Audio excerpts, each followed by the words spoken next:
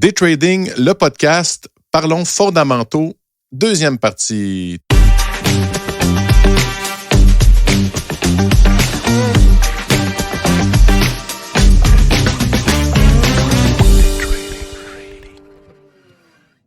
Un beau bonjour à tous, j'espère que vous vous portez bien. On poursuit directement dans l'action. On va skipper l'introduction, on va aller directement dans le cœur de ce qu'on veut savoir, c'est-à-dire l'analyse fondamentale plus en détail. Je suis toujours en compagnie de François et Marc. Mais là, ce que j'aimerais, les amis, on va se mettre à discuter, puis on est trois personnes assez verbomotrices, on aime ça parler, donc on peut se permettre des écarts, mais j'aimerais ça qu'on prenne un temps pour jaser de certains indicateurs fondamentaux, puis de leur utilité. Là, pour le moment, on va essayer de se retenir des jugés, peut-être. Puis, une fois la tournée faite, on pourra débattre de leur valeur, puis de à quoi ça sert ou comment on est en amour ou pas avec ces indicateurs-là. Puis, pour commencer ça, le premier, moi, j'ai mis dans la liste, c'était le bilan d'une entreprise. Est-ce que c'est important, ça, quand on veut se positionner? Moi, je me lance, là. Déjà, la première chose, je pense qu'il faut voir, c'est l'horizon. On en parlait plus tôt. L'horizon de placement. Si on est Buffett Munger et qu'on pense investir pour 10 ans, 15 ans, 20 ans dans une entreprise, parce que c'est la seule chose qui regardent eux, c'est vraiment d'acheter des parts d'une entreprise et de devenir partenaire, actionnaire de cette compagnie-là, c'est sûr que le bilan financier a un rôle important. Ce que tu veux, c'est savoir si la compagnie est viable et si la compagnie perd de l'argent. Ou est solide financièrement, c'est ça aussi. Et c'est solide. Et là, on pourrait passer en détail tout le bilan financier, mais c'est l'analyse complète que tu peux aller voir à l'intérieur de la compagnie, les dépenses et les entrées d'argent et savoir... il faut l'analyser, mais c'est beaucoup de données à analyser pour ensuite savoir si... porter un jugement si on croit que la compagnie est solide ou elle a une croissance qu'on pourra parler plus tard, là, mais... Ou d'anticiper les problématiques qui peuvent s'en venir à moyen terme. Des fois, quand on regarde les chiffres, là, on va voir que, à peu, là, il y a une problématique ici qui peut s'en venir. À l'intérieur des bilans, il y a des choses que tu vas être capable de voir que tu ne pourras pas voir vraiment autrement. Mais exemple, si tu vois que l'inventaire grossit, tu peux te poser des questions. T'sais. Et ça, c'est des choses qu'à l'intérieur d'un bilan, tu es capable d'aller voir. Encore là, il faut aller gratter et les chercher. Puis encore là, trouver des relations, parce qu'il faut quand même comprendre ce qu'on lit. Mais c'est une chose. Je donne juste un exemple. On peut voir les dettes. Si on voit que les dettes continuent de grossir, tu peux te poser des questions. Pourquoi? T'sais. Sur la gestion même, la façon, c'est les gestionnaires qu'on peut évaluer en regardant ça. Est-ce une bonne dette ou une mauvaise dette, en fait? Parce qu'il y en a des bonnes et des mauvaises. Deuxième point, la capitalisation boursière. À quoi ça sert de savoir ça, là, quand on peut se positionner? Le market cap, la capitalisation boursière, tout simplement... ça dépend encore là quel style de trading. Là. Moi, c'est fondamental, mais c'est surtout pratique pour ceux qui veulent investir long terme, moyen ou court terme. Souvent, les petites capitalisations boursières, c'est les titres qui sont beaucoup plus volatiles. Donc, si vous êtes amateur de day trading comme moi, on y va dans les petites capitalisations. Puis sinon, un peu comme moi aussi, puis la plupart des gens qui nous écoutent, si c'est pour l'investissement long terme qui nous intéresse, souvent, on va regarder les grosses capitalisations. Souvent, les titres qui composent le Dow Jones, McDonald's, Pepsi, Apple, et compagnie, c'est bien d'investir généralement. Je dis pas que c'est mauvais d'investir dans les petites capitalisations, mais si on veut mettre les chances de notre côté, à y aller avec des compagnies quand même solides, c'est souvent dans les grosses capitalisations là, qu'il faut vérifier. Donc, moins de volatilité, plus stable. On pourrait dire aussi que le risque est probablement moindre avec une grosse compagnie. Oui. Les chances qu'Apple ferme demain matin sont beaucoup plus minimes qu'une petite techno que personne ne connaît. T'sais. Donc, ou comme de ce temps-ci, à l'heure du temps, les banques régionales versus le JP Morgan, là. Qu'est-ce qu'on voit avec Silicon Valley Bank? Je ne dis pas que c'était une petite capitalisation, mais c'était une compagnie un peu plus, une banque un peu plus à risque là, qui fait pas juste, là, mais surtout des prêts à des compagnies technologie, des compagnies de développement versus la grosse baleine, JP Morgan, qui est beaucoup plus sécuritaire, plus grosse market capitalisation. On le voit, là, c'est un exemple flagrant. Là, puis Marc qui dit que Apple, avec ce qu'on voit de nos jours, Marc qui dit qu'Apple ne peut pas vraiment tomber. je suis d'accord avec lui. Là. Il y a des très bonnes chances que ça n'arrive pas, mais c'est rendu... de nos jours, on peut dire que tout est possible. Mais bref, on risque plus de le voir aller. S'il peut... Ben oui, c'est ça. Puis souvent, les grosses capitalisations, c'est souvent des titres généralement de qualité. Puis quand il y a un crash boursier là, ou une bonne correction, souvent, ces titres-là, quand ils reviennent au même niveau assez rapidement et assez fort. Là. Marc parle d'Apple. Vérifiez là, depuis 2020 comment il a planté puis qu'est-ce qu'il vaut aujourd'hui. Je vais regarder pendant notre discussion, là, mais à combien il a remonté. Là, il a pratiquement tout repris. Là. Puis présentement, aujourd'hui, c'est la fin du monde, puis Apple va quand même généralement bien. Ouais. Et c'est sûr qu'il n'y a aucune compagnie, même si c'est une méga cap qui est à l'abri de surprises. T'sais, moi, j'ai été au Cirque du Soleil quelques années et on l'a vu, là, avec la pandémie, le Cirque du Soleil est passé d'une compagnie exemplaire, si on veut, à une compagnie que tous les revenus ont tombé à zéro du jour au lendemain avec la pandémie. Donc, il n'y a aucune compagnie qui est à l'abri de rien. Jamais j'aurais pensé que le Cirque du Soleil aurait pu fermer. T'sais. Bon, ils s'en sont sauvés, mais ça a été quand même difficile. Oui. Donc, tout est possible. Ensuite de ça, le PEG. C'est quoi ça, le PEG? Le fameux PEG, mais c'est le prix de l'action aujourd'hui avec les earnings, qu'on dit, les bénéfices en anglais. Et on met la croissance là-dedans. Fait que, le pays qu'on va parler plus tard, le price, c'est-à-dire le prix, je parle toujours en anglais, mais le prix de l'action avec les bénéfices de la compagnie. À ça, le PEG, on va rajouter un donné qui est en fait la croissance pour essayer de voir si... on parle de ratio ici, là, pour essayer de voir si c'est surévalué ou sous-évalué. Est-ce que c'est utile? Bon, ça, c'est une question, mais c'est un peu la question de notre podcast. Est-ce que c'est utile? Mais on va en parler plus tard. Est-ce que, après ça, le earning per share, le bénéfice par action? Ben le bénéfice par action, c'est assez simple. C'est les bénéfices, les earnings de la compagnie, divisés par le nombre d'actions en circulation. C'est-à-dire la compagnie en entier divisé par le nombre d'actions en circulation, ce qui fait que par action, donc si tu possèdes une action, c'est ça que tu possèdes, toi, des bénéfices que la compagnie fait. Donc, naturellement, on cherche plus quelque chose qui est plus haut, si on veut, parce qu'on veut pour chaque action, mais en même temps, ça dépend de la valeur de l'action. Si l'action vaut 10$ ou 1000$, exactement. Donc, c'est relatif, mais c'est un indice, c'est un indicateur, comme parmi tant d'autres. Ben, le EPS, c'est les earnings. C'est vraiment plus il est haut, plus la compagnie fait d'argent, plus que la compagnie a de bénéfices.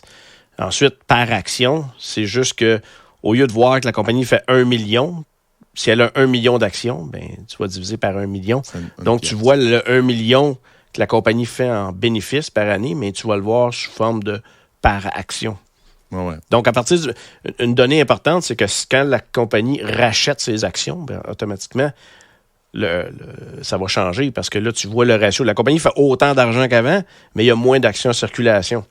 Donc, chaque actionnaire a, par la force des choses, plus de bénéfices dans ses poches, si on veut, là, parce qu'il y a moins d'actions en circulation. Ensuite de ça, ben là, je ne sais pas en français, le book value.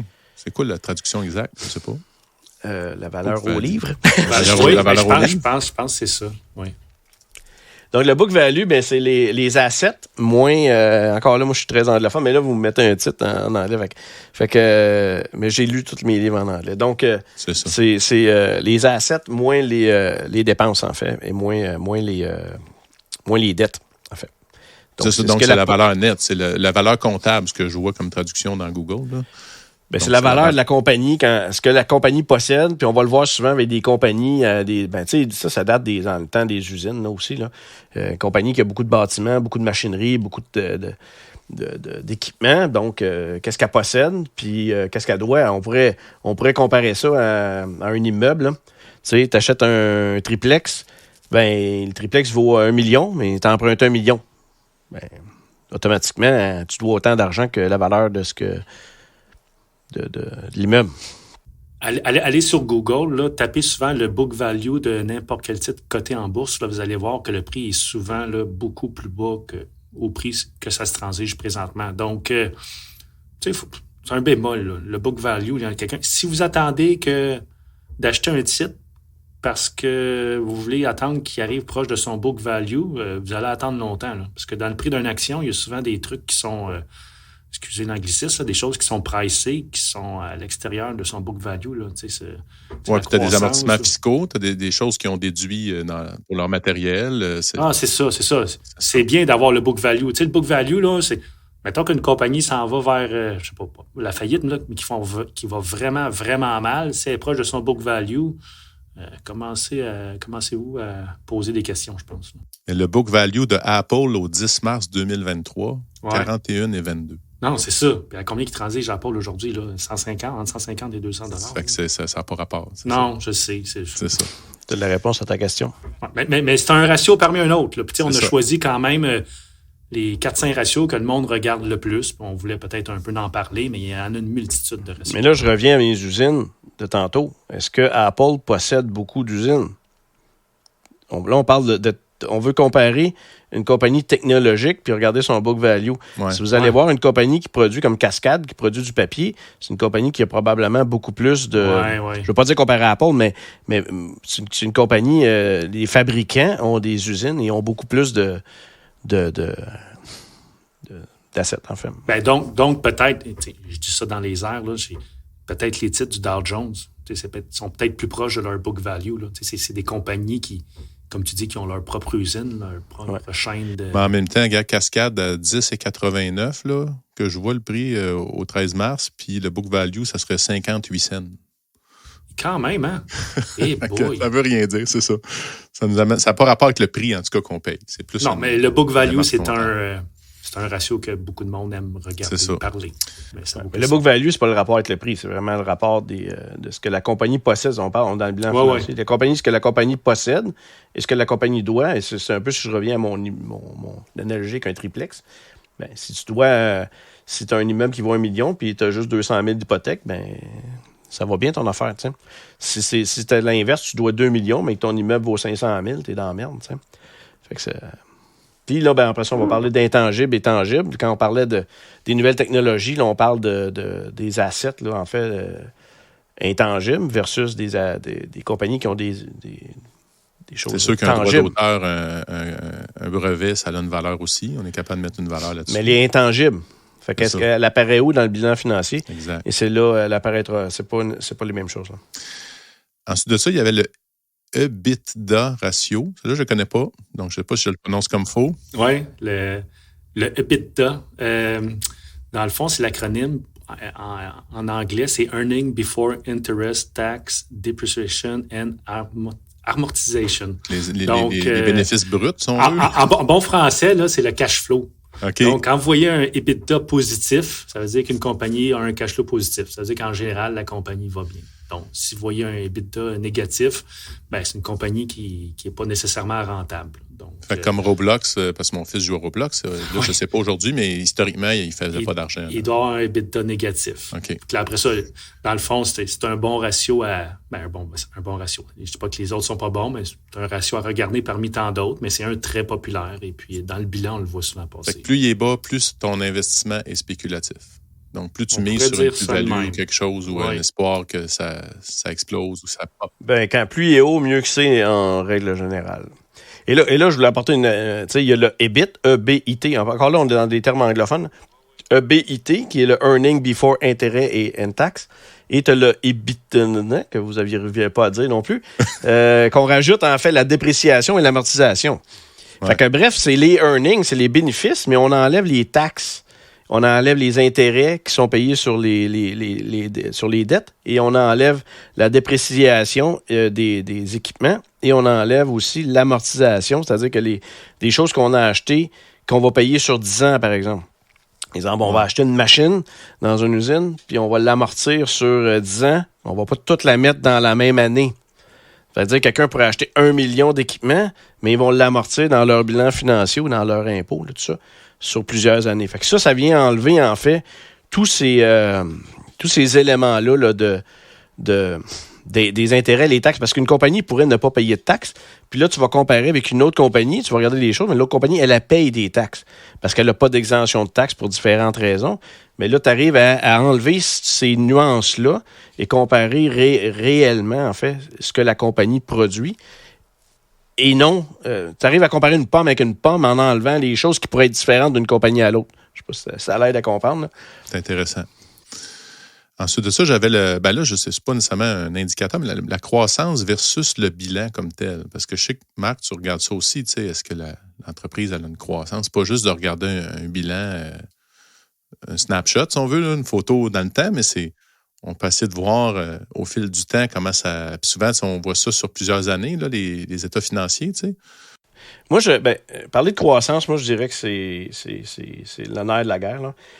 Tout le monde pense à Warren Buffett, puis ils se disent, Warren va acheter une compagnie qui est pas chère. Il faut acheter la compagnie, elle a un pays pas cher, la valeur a baissé, donc c'est avantageux.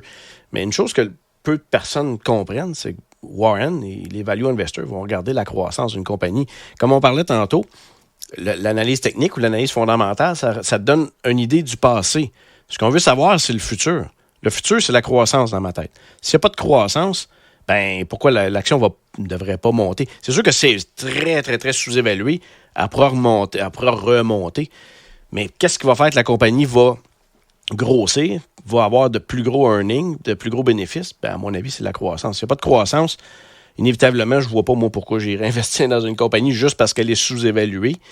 J'en vois pas l'intérêt. Puis c'est quelque chose que les gens ne voient pas vraiment beaucoup par rapport à l'analyse en value investing, tu sais. Puis je ferai des analogies, mais c'est pas nécessairement de la croissance, mais Warren Buffett, il en parlait à un moment donné. Si tu achètes un sapin de Noël, tu vas te dire, comme tu vas l'acheter au mois de décembre, c'est super. Est-ce que tu vas l'acheter, le sapin de Noël, au mois de janvier? Il est pas cher. Il te le vend pas cher, le sapin de Noël, au mois de janvier. Il est vraiment, vraiment pas cher. Mais il n'y a pas de valeur, tu sais. Donc, l'intérêt d'acheter un sapin de Noël au mois de janvier, à moins que tu achètes un sapin de Noël artificiel, là, on parle d'autres choses. Là, tu peux acheter ton sapin de Noël au mois de janvier et l'utiliser l'année prochaine, puis là, tu as fait une économie. Donc, tu as acheté une compagnie qui n'était pas chère, et ensuite, tu sais que la valeur, elle est encore bonne l'année prochaine. Ton sapin va valoir aussi cher l'année prochaine. Puis c'est la même chose avec les cartes de Saint-Valentin. Si tu achètes une carte de Saint-Valentin, le lendemain de la Saint-Valentin, l'année prochaine, tu vas pouvoir la réutiliser encore. T'sais. Fait que ça, c'est le principe de... Ouais, j'aime bien l'exemple. C'est le principe de valeur. C'est quand tu achètes au Canadian Tire un kit d'outils, tu sais que ton kit de ratchet il est à 100$, puis là, tu le mets à 70$, tu sais que tu as un aubaine, parce que la valeur, elle est 100$. Là, on divague de la croissance, mais ça, on comprend que la valeur est ça. Mais après ça, pour moi, la croissance, c'est ce qui est le plus important pour savoir si je veux investir dans une compagnie, parce que qu'elle soit sous-évaluée, c'est super, mais elle pourrait rester sous-évaluée très longtemps s'il n'y a pas de croissance pour pousser l'action et pousser les bénéfices vers le haut. Puis je dirais ensuite, on parlait de only price pay, seul le prix va payer. À mon avis, c'est la croissance qui va te payer éventuellement. T'sais. C'est-à-dire qu'il va y avoir...